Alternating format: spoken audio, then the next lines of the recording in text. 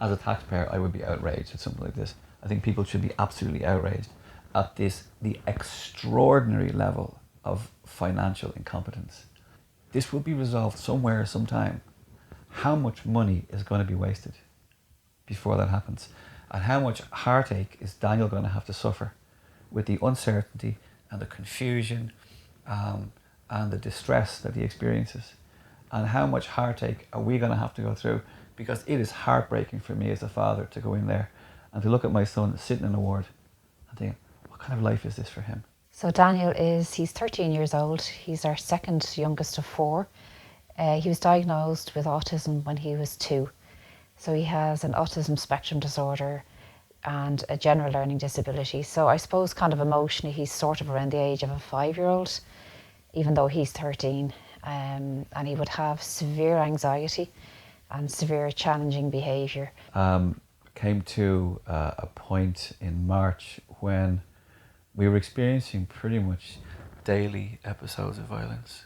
If it wasn't every day, it would be maybe 2 out of every 3 days. It was that bad, and full-on violence, with violent attacks, assaults. Our safety plan was lock yourself into a room, get into a room, get away from him, lock the door. So that's what we were doing pretty much every day. We would come in here, for example, push the door closed. He's on the other side trying to push it open, get the key in, turn it, and then we're safe. He's outside. The children are upstairs. They're locked into their rooms, so they're safe. And in the meantime, Daniel's going to go around the house on a rampage, kind of banging and clattering things and so on. I mean, any number of occasions, he nearly had Cheryl's head put through a window. There was one occasion when he actually had her pinned against the wall, right up against the window, and he had a hold of her hair and he just banging and banging and banging her head against the window while she's trying to stop. And only that she had herself wedged in a particular way, that she was able to maybe deflect some of the force of it, her head could have gone through the window. You could be looking at a funeral. 6th of March, we had a particularly vicious attack on Cheryl. And it ended up with Cheryl kind of cowering in the corner in the kitchen, actually down with her hands over her head, trying to protect herself. I thought, can't do this anymore. Just can't survive this anymore. And I phoned the emergency services.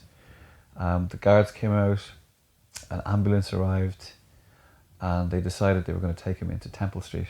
So he's been in Temple Street now for like 13 weeks at this stage again. So he spent basically 6 months occupying a bed in a surgical ward in Temple Street, and we're fighting and advocating for him as best we can. We've been told there's no funding. There is a bed available for him with an organisation out in Rush, but they keep telling us there's nothing that they can do about it, that there's no money. And in the meantime, he's in hospital and he's asking questions. We call it his happy home, that we're finding a happy home for him because he's not happy here. And he's saying, well, when am I going to my happy home? And where is it going to be? And who will be there? And it's very hard as his parents to have no answers for him at all. The staff in Temple Street are amazing. They're fantastic with him, but they're not equipped to deal with Daniel's situation. They're not an ID hospital, they're not ID trained.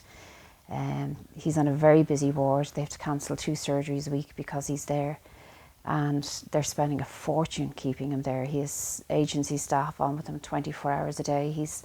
They have to have a security man outside the ward all the time for safety, patient and staff safety, and it just doesn't make any sense. The cost has to be way in excess of what it would be to fund the residential out in Rush. And it's almost like one department in the HSE doesn't really care that another sector in the HSE, Temple Street, are just pouring money down the tubes. The money that Temple Street have spent just holding him would already have paid for the residential out in Rush. It's run into hundreds of thousands now so far just to keep him there. And there's no utility to him, there's no benefit to him. It's just containing him. I just say to Simon Harris, our family, like so many others out there, that this has gone on for far too long. And in the midst of it all, people forget that there's a child there, a very vulnerable child there. And I would just ask him to please just start looking at this situation sensibly for what it is and move it forward and give our child the life that he deserves.